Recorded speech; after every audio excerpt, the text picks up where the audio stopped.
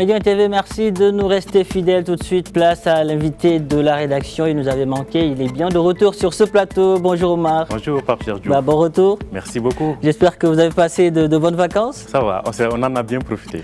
Super. Alors dans l'invité de la matinale, aujourd'hui, nous allons parler de la culture africaine et de la préservation du patrimoine africain, des sujets qui ont occupé une bonne partie des discussions lors du 34e sommet de l'Union africaine qui s'est tenu ce week-end par visioconférence. Effectivement, donc en pleine pandémie, l'Union africaine a décidé donc de faire l'honneur à la culture. Nous allons voir qu'est-ce qui a été décidé durant ce sommet et c'est avec notre invité, on en parle dans l'invité de la rédaction.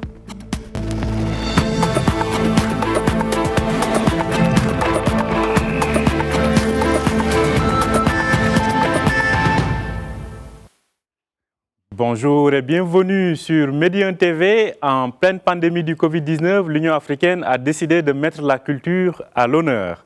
Art, culture et patrimoine, un levier pour construire l'Afrique que nous voulons.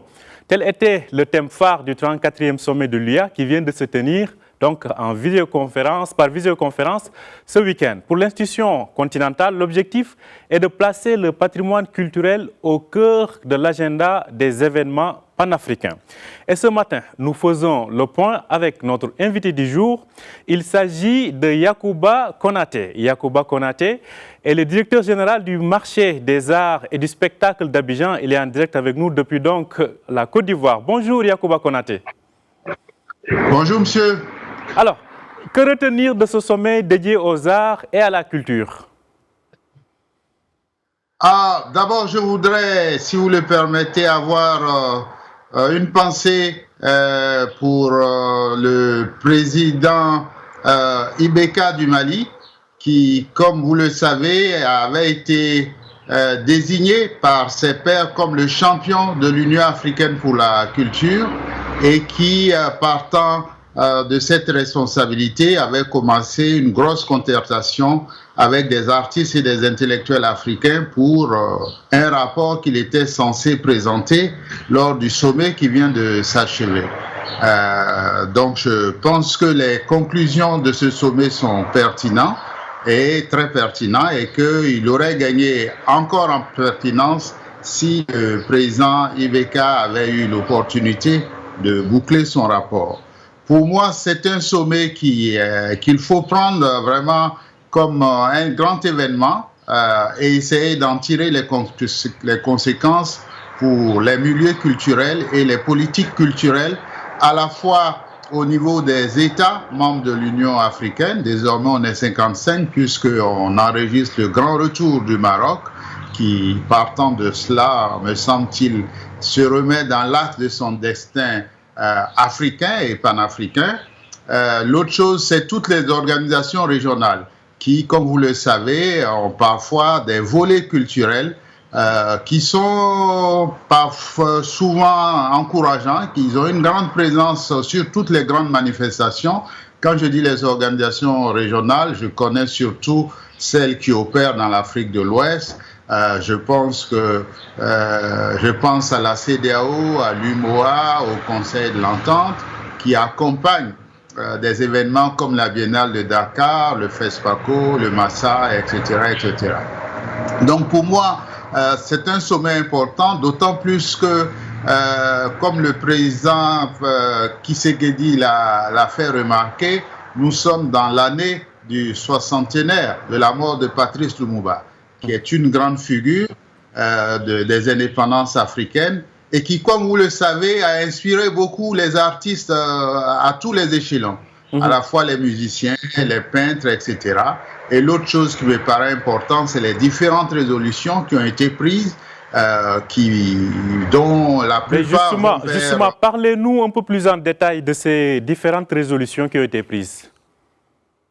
Alors, il y en a 4 principalement. Je pense que la première, c'est vraiment la problématique de la restitution des biens culturels africains frauduleusement emportés loin du continent. La deuxième, c'est la participation de tout le monde, de tout le continent à la problématique de la culture de la paix.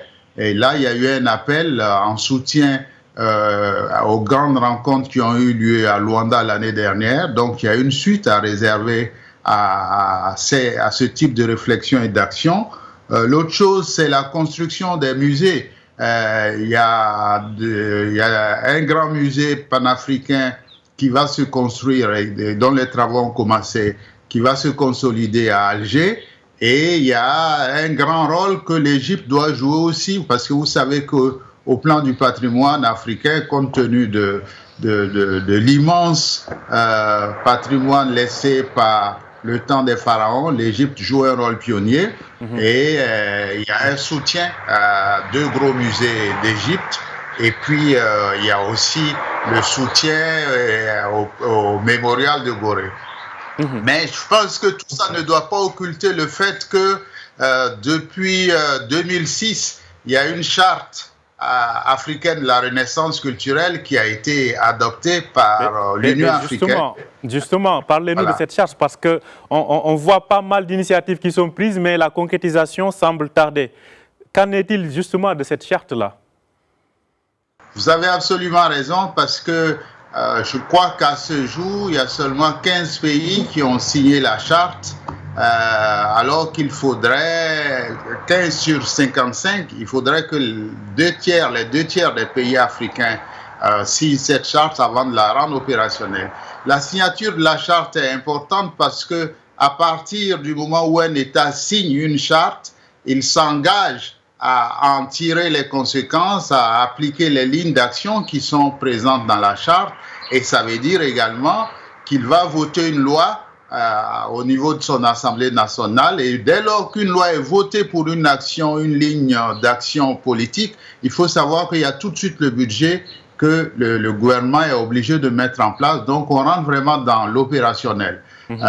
Donc ça fait partie des plaidoyers qu'on est en train, entre acteurs culturels, de mener. Mais je pense que sous ce rapport-là, la grande faiblesse du secteur culturel, c'est qu'il y a beaucoup de choses qui se font. Vraiment, il y a des choses héroïques qui se font dans chaque pays. Si vous prenez la Centrafrique, vous prenez la RDC, vous prenez le Mali, vous prenez le Sénégal, il y a des opérateurs culturels qui vraiment se battent, souvent sans moyens au départ, et ils ont l'appui parfois passager des ministères, mais nous ne savons pas faire des plaidoyers à une grande échelle pour arriver à prendre en compte nos revendications. On va revenir tout à l'heure sur l'état du secteur, notamment à travers les pays qui se distinguent. Mais quand même, il y a une question assez centrale, ou plutôt une question qui s'est imposée ces derniers jours, à savoir que l'UA donc fait la part belle à la culture, alors que nous sommes en plein Covid. Et par conséquent, les activités et manifestations culturelles ne se tiennent plus dans la plupart des pays. Et l'UA promet de placer la culture ou les activités culturelles au cœur des événements durant les 12 prochains mois. C'est un paradoxe que beaucoup n'arrivent pas à comprendre. Comment vous pourrez l'expliquer? Mais nous, on l'explique parce que, vous savez, il y a une formule qui, malheureusement, sonne en anglais et qui dit « The show must go on ». Quand vous préparez un spectacle, les artistes l'apprennent. Si vous préparez un spectacle pour 100 personnes et qu'il y a 10 personnes, ce n'est pas pour cela que vous n'allez pas faire le spectacle. Donc, on travaille avec les contraintes. La pandémie a commencé, personne ne savait que ça allait durer.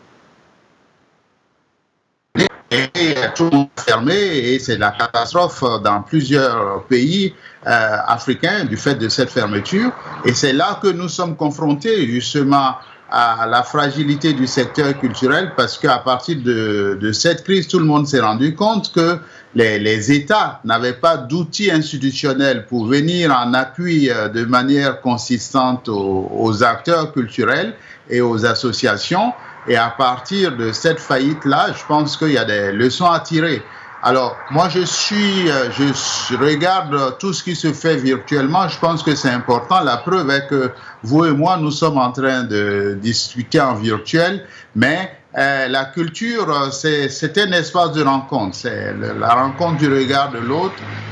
C'est aussi fait pour faire société.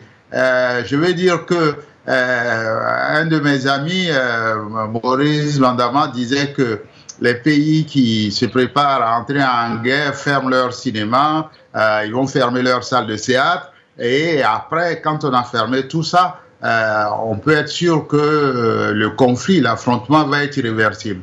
Donc, ce qu'il faut, c'est vraiment continuer, se donner les moyens d'ouvrir à minima tous ces espaces de création et de production, de diffusion de la culture. Il ne faut pas que...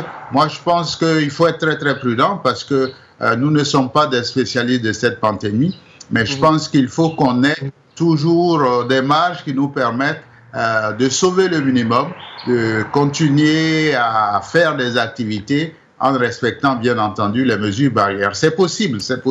Nous-mêmes ici en Côte d'Ivoire, on a fait encore la nuit des idées il y a 10 jours et on va à quelques expositions. Moi, là. J'étais aussi au lancement d'un spectacle de contes pour les enfants, mais on prend en compte les mesures barrières. Ce n'est plus la grande foule, mais je pense qu'il faut travailler avec, il faut travailler en contexte. Alors, cela dit, globalement, aujourd'hui, quel est l'impact du Covid-19 sur les acteurs culturels africains? C'est terrible, puisque à partir du moment où tous les spectacles, tous les arts de la scène qui renvoient à une logique de masse ne peuvent plus se déployer tranquillement. Quand vous arrivez à faire un concert, on vous dit il ne faut pas dépasser le tiers de la capacité de la salle. Vous voyez qu'il y a un manque à gagner, et pour les organisateurs et pour les artistes. Sans compter qu'il y a beaucoup d'annulations, il y a beaucoup d'espaces qui ont purement fermé.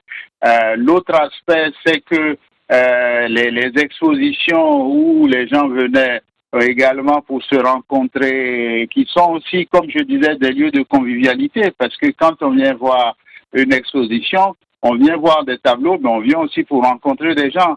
C'est comme tout ce qu'on avait comme animation autour des nouveaux livres qui viennent de sortir. Moi, je prépare une exposition pour le mois de mars.